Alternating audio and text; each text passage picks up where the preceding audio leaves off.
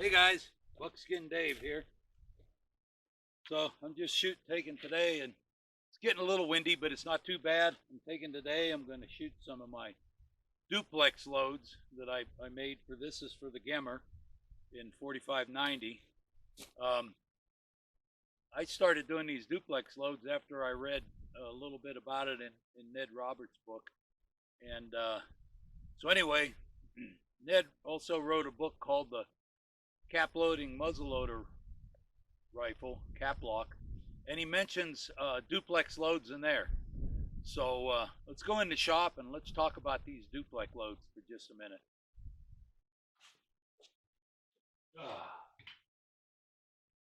There we go. Gonna have to run a, just because we're using duplex loads and the barrel's cleaner, we're still gonna have to run a patch down.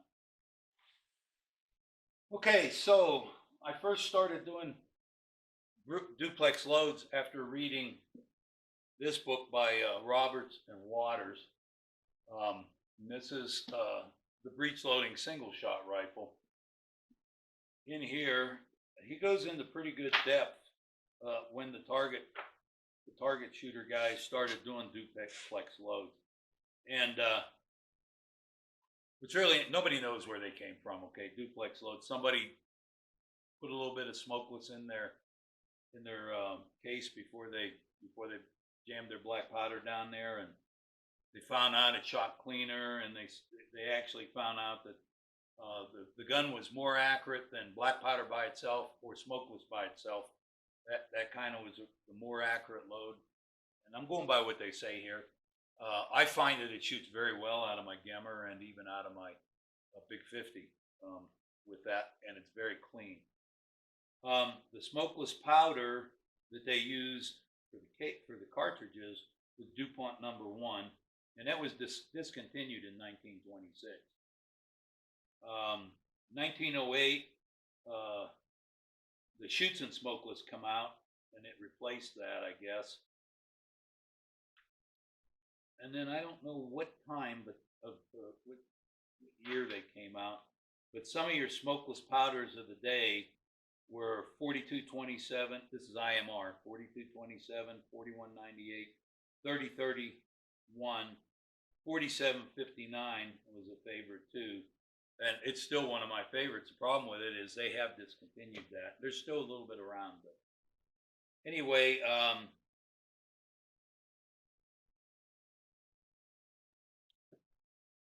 that's when I started loading them there. Now, he also wrote a book. This is the muzzleloading caplock rifle by Roberts. And in here, he starts to talk about, and I hope I kept my, nope, I lost my place. Anyway, he starts talking about duplex loads in a muzzleloader rifle, and it's the same kind of idea, to put a little bit of smokeless in and then put your charge on. And duplex loads and muzzle loading rifles. And these were the guys that were doing the 200-yard offhand shooting, and they found that 3 to 5 grains of DuPont's bulk shotgun powder underneath your charge was right. And then he goes into some numbers of how much less or what percentage of smokeless should go in. Now you got to remember, back in these days, the first smokeless powders were loaded like black powder by volume. Okay, they weren't loaded by weight like we do with our smokeless powders now. So you'd end up filling up your case even though it was smokeless powder. I would imagine the pressures were very low, even though they were a little bit higher than black powder. Probably quite a bit higher than black powder, but low compared to our standards. And then they went on to say that the DuPont number 1 and the Shoots and Smokeless, they ended up starting to use that, 3 grains of that, or 5 grains to 90 to 100 grains of black powder. And those were working, they worked a little better than the shotgun, the DuPont number 1 and the Shoots. He even goes on to say that a lot of the target people had a special little horn, a priming horn, similar to like a priming horn you'd have with a flintlock. that had a little bit of smokeless in it so that they could put their 3 grains in, 5 grains or whatever they worked out, and then put your charge in it at the match. They did it because the rifle shot cleaner. Okay, it cleaned up that black powder fouling, which probably, I don't know, maybe they didn't have to wipe between shots, or I don't know. I've never done it. I read about this one time years ago, back in the 80s. One of Sam Fidela's books, I believe, don't quote me on it, had something about duplex loads. And in there they were talking about ignition, improving ignition, and I think it was with powders like Pyrodex and stuff that had a higher flash temperature. Anyway, I never tried it or never did it. Reading about it in this book is kind of interesting to me. I like these books because Roberts was born in 1866.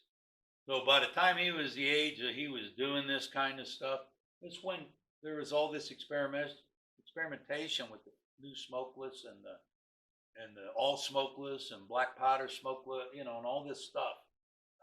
They were loading their guns. Some of them would charge the case and load the bullet through the muzzle, and all different kinds of things they were doing. And so it's enjoyable for me to do that. These guys were coming up with ideas that nobody did before. We do the same thing with this stuff, but we're going by ideas that have been done over and over.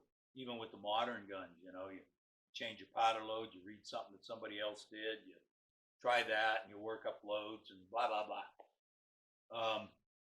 These guys were in the beginning stages of figuring out what worked better, and that really interests me. So anyway, it intrigues me about a duplex load in the muzzleloader rifle. Mostly I hunt with my muzzleloader rifle.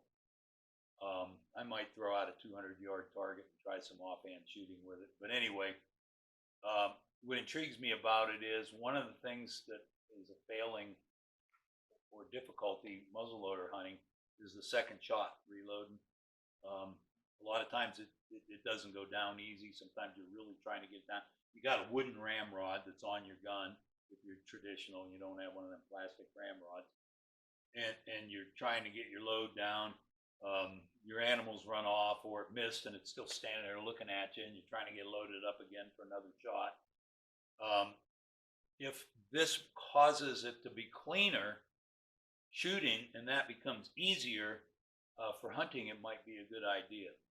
Now, I'm going to tell you right now, the general rule is never with smokeless powder in a black powder gun. Okay? Never. We don't do that. If you're ditzy or you're absent-minded or you kind of lose track of what you're doing, this is not for you. Okay? Because you do not want to blow your gun up, and you will if you put too much smokeless in a black powder gun. Now, this smokeless might be a little higher pressure, but I don't think it's going to increase the pressure too much. The other thing is we are also shooting guns that are made with modern steel. Okay, the design is still old school, but it is modern steel, so it will take a little bit more than with the old ones. But the general rule, because if you dump too much smokeless in there, you're going to have a catastrophe. So I would say this is something do not do. But if it intrigues you, read the books and see what these guys were doing, and you can give it a try. Okay? I'm not gonna push you into it, or I'm not gonna even show you what I do as far as doing it. But I do want you to know that if it's something that's intriguing, you can read it, and you're very, very careful, and think you'll be okay. I gotta go. I'm told that I have a badger in custody on the ranch where I trap squirrels, so I'm gonna run down there. Come on along with me, and let's see what this looks like.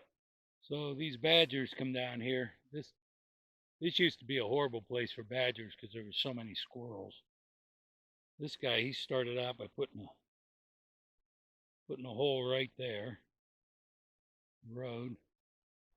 Then he went over here and he was doing some digging, and I put a trap in. And boy, when you catch them in a trap, I like to give them a little bit of chain so they don't make an earthquake. This one got over here. Then he swung around. That's where he came to a rest. Yeah, he's not a bad badger, and I'm sure he ate his fair share of squirrels. They just make too big of holes and cause too much damage to a pasture. They do eat squirrels. There has been less of them here because I've taken, probably in the last couple of seasons, I've probably taken 2,500 squirrels out of this area. And there's less badgers around now. Okay, so the first thing I noticed, I went and shot this. I tried one. No pressure problems using a recommended Duplex. No pressure problems at all. The primer, the cap wasn't blown to pieces. Nothing. The only thing I did notice is some partially burned granules of smokeless powder was in my cap. So you got to make sure you blow that out. So what I want to know now, the biggest thing that I want to learn is how much easier it is to load. Did that clean that? The bore looks pretty clean, really. So let's give it a try. YouTube doesn't want me showing loading and stuff, so I'll go ahead and do this stuff, and then we'll push it down and see how it goes. Grab another cup of coffee.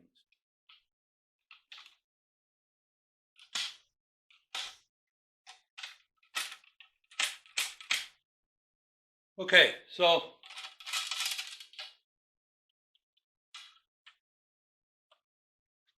it was a little bit easier, okay, than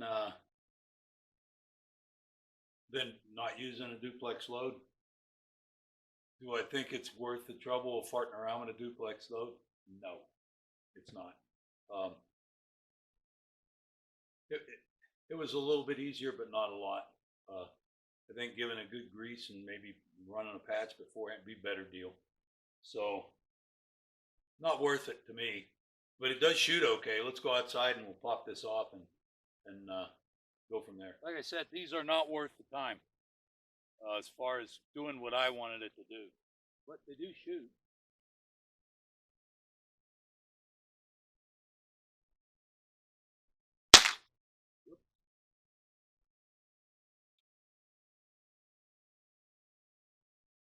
Okay. Second shot with a duplex load. They're not worth it.